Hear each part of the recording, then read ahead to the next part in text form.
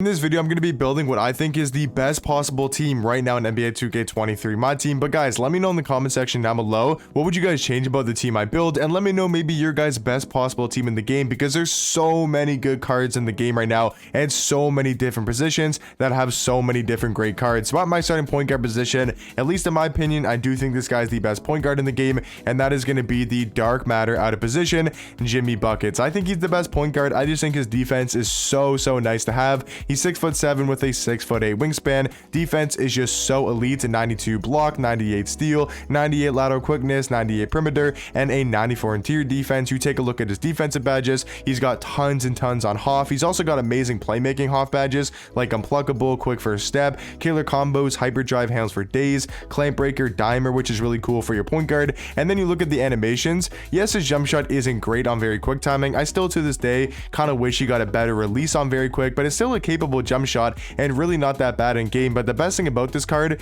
or one of the best things, is probably the Trae Young escape, which is just going to help him move on the offensive end so much more smoothly and just make him a way better dribbler and a way better three hunter in a sense. But the way you want to use this card is not three hunting. That's why at the shooting guard position, you have the best three hunter and what I still believe is the best or the second best card in the game, and that is the Dark Matter Tracy McGrady. I don't think this card for a while will ever get replaced on the best team in the game, because he's legit the perfect shooting guard in the game. If you get this card up to 55, 60 Hall of Fame badges, like I know a lot of people have, there's nothing they can really improve with this card, except all they would do is put this jump shot on very quick timing and then give him a better size up and like the Trae Young escape, and then maybe like the Trae Young leaner and like boost his tendencies. That's it. That's all they can do. Stats and badges wise, if you have this card, like I said, 55 Hall of Fame badges, you give him a good shoe.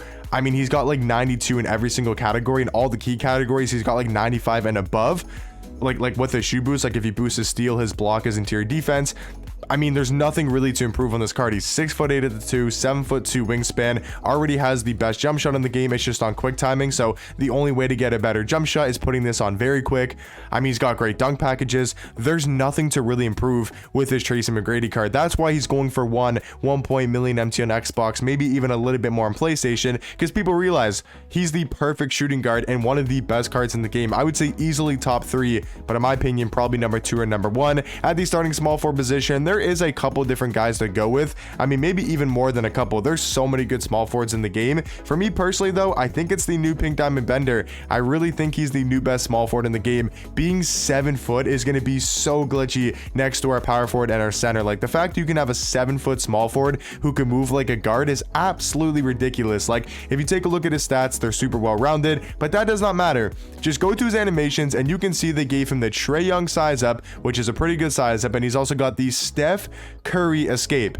He can Curry slide. He's a 7 foot small forward who plays like a guard, who can hit people with the Curry slide, that Curry escape. He's got a very good jump shot on quick timing. He's also got the normal leaner, really good dunk packages. I mean, he's one of the more overpowered and just glitchy cards in the game, and I really do think he's the best small forward, especially next to Jimmy Butler and Tracy McGrady, because he's going to provide that height, that wingspan, that defense, and then he's also can be our secondary ball handler, a guy when T-Mac gets a little bit tired or is kind of boxed on a possession, he can be our go-to guy. Where if you go with a Bill Russell, who I think is probably the second best small forward in this scenario, if your T-Mac is boxed, which he normally isn't, but if he is boxed, then you got to go through Bill Russell or Jimmy Butler, which really isn't the greatest offensively. So I think just having that secondary ball handler, a guy that can really go get you a bucket, is going to be super nice to have in Jonathan Bender. But at the power forward position, if you want to go super cheesy, you go Taco Fall and you go Yao Ming. Now, is this the smartest thing to do in my opinion? I would say probably not, but if you just want to cheese with the starting lineup,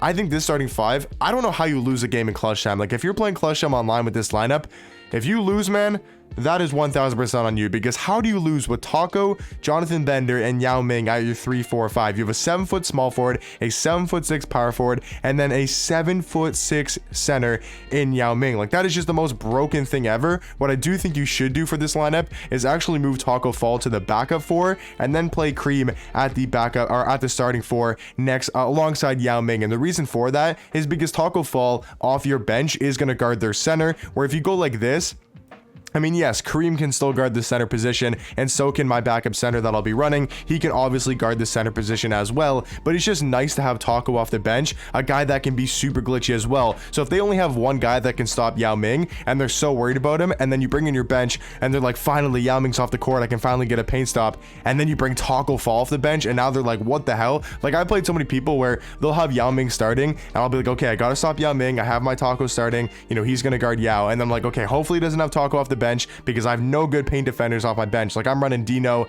and like some other smaller power forward. So if he brings in Taco Fall off the bench, now I'm just completely screwed. So that's why I think it's better to kind of, you know, split them up and not put them on the same lineup. But if you just want to really cheese, yes, I do think Taco Fall is probably the best power forward next to Yao Ming. But in this specific 10-man lineup, I do want to have Kareem starting and then Taco Fall off the bench. Now for the backup point guard position, this is where things do get really, really controversial. I think this is one of the most controversial positions because I think most people would agree, maybe not most, but a lot of people would agree with Jimmy Butler being the best point guard. But I'll just name a bunch of guys that could be the backup because there is so many names that can be this backup point guard, whether it's Sengun, whether it's Magic Johnson, whether it's LaMelo Ball, whether it's Ben Simmons. Going a little bit too fast for how fast I'm talking, but LaMelo Ball, Ben Simmons could be your backup point guard. He's still 6'11". It could even be Luke Walton. I mean, there's just so many names. Maybe even guys I'm missing can be that backup point guard. For me personally, now I know no one's going to agree with this, and that's perfectly fine. That's why it's my best team in the game, and that's why I want you guys to let me know your guys' best team, because I can guarantee you very little people will agree with this. I'm going to say Lonzo Ball.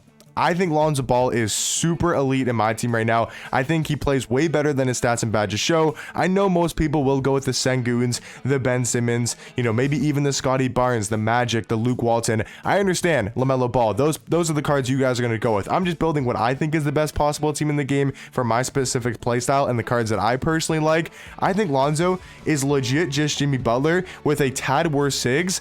And then he's 6'6". Like, I think Jimmy Butler and Lonzo are the exact same card because their jump shots are very similar in the sense that they're not great releases, but I'm very quick. They're not bad jump shots. Yes, the Lonzo Ball size up is a lot. I mean, no, it's not worse. No, it's not. I mean, the Jimmy Butler size up isn't great either. It's just the Curry slide compared to the Trey escape is a little bit different. But if you compare these two cards, I mean, I want to quickly do it. Jimmy Butler, at least on paper, is not that much better than Lonzo. You take a look at their stats, very, very similar, like +1s and +2s on the defensive end. So that doesn't really matter. They're basically the same card stats wise, badge count wise, basically the same as well. You look at animations, or if you look at tendencies, the exact same tendencies, pretty much. I mean, very, very similar tendencies. He's actually got a little bit higher block and a little bit higher contest, you know, for the tendencies. And then you go to animations. Really comes down to whose jump shot you prefer. I don't mind the Lonzo Ball jump shot. I think it's a perfectly fine release. And then you look at the SIGs, very similar once again. The Lonzo Ball size up and the Jimmy Butler size up are both not great for your point guard. And then it just comes down to the Curry escape and the Trae Young escape, which, yes, I like the Trae escape more. That's why I think Jimmy Butler is the better point guard. But I think Lonzo Ball is Jimmy Butler, just an inch shorter with an inch shorter wingspan. I think they're basically the same card. So for me personally, I'm going with Lonzo Ball at the backup point guard position, but I totally understand people going Sengun, LaMelo, Magic, Ben, Luke Walton, Scotty Barnes. Like, I 100% agree with you guys if you want to go for them. Me personally, I'm gonna go Lonzo Ball. And then at the backup 2, I think this is maybe not the most obvious decision, but I do think it's got to be Kobe Bryant because Lonzo isn't the greatest offensive card, and just like Jimmy Butler, they're there for defense to get you paint stops and run to the basket, but they're not going to be your main ball handler, and that's why you go for Kobe Bryant at the backup 2. Now, you could go for Clyde Drexler, even if Vince Carter's shout isn't that bad. I mean, Billy Knight, if you wanted to run the duo off the bench, that's not a bad idea as well. For me personally, though, I'm gonna go Kobe Bryant. I think he's a really good all-around shooting guard, good at going to the basket, has a very solid jump shot, that Curry slide animation, which is really nice, and then obviously his stats and badges are going to be basically perfect. Now for the power forward position, I want to come back to this because that's another really controversial position, and then I think for the backup center, it really just comes down to Kristaps or D-Rob. I'm fairly sure that's like the only other two centers I can think of. So Kristaps, I think, will be my backup center, but once again, D-Rob, I think, is a very, very good option if you want to go D-Rob to play the power forward basically off the bench because Taco will guard the backup center, and then you can have D-Rob guard the backup 4. You could also do that. Me personally, I'm going to play Kristaps just to have that size off the bench, to have Taco Fall and Kristaps next to each other, and just have those giants, one that can be a really good shooter, and the one that could be a really good finisher inside the paint. Now for the backup small forward position, this is where we look at guys like Danny Ferry. Right, Danny Ferry, very, very good option at the backup 3. We look at guys like Purvis. like, he's a really good option. Basically, him and Danny Ferry the same card. We look at Bill Russell for the defense. I mean, he's probably the best defender in the game all around. He's very solid as well. So those are the next 3 small forwards I would probably say. For me personally, I think for this specific squad, I am going to go Purvis because I want a little bit more offense. I still want to have a good defender, a guy that can be not my lockdown because that's going to be Lonzo, but I want a guy that can be a very good number 2 defender. And I think Bill Russell would be that guy because Bill Russell is the best lock in the game. But once again, I want that secondary ball handler. At least the way that I play, if I were to build my perfect dream squad, I want to have that secondary ball handler where if I get boxed with a Kobe Bryant, I get, tired, or I just get boxed with a T-Mac, I want to have the Jonathan Benders. I want to have the, the Purvis Ellisons to really carry me off the bench if I'm getting stuck, with the ball with Kobe, or maybe I'm not playing that well with him. Maybe he puts Bill Russell on my Kobe and I can't really go through him that much. Now I got to give the ball to somebody else and I want to be able to go through Purvis. That's just the way that I like to play my team and the way I like to structure my lineups. And then Purvis is also still a very good defender, and that's why I'm going Purvis Ellison over the Danny Ferry. But guys, let me know in the comment section down below, what do you guys think about my best possible team in the game, and let me know what would you guys change about it. Obviously, you guys have so many suggestions to make and different lineups you guys can build, and let me know your guys' best possible team in the game. But hopefully you guys did enjoy, and I'll catch you guys in the next one. Peace.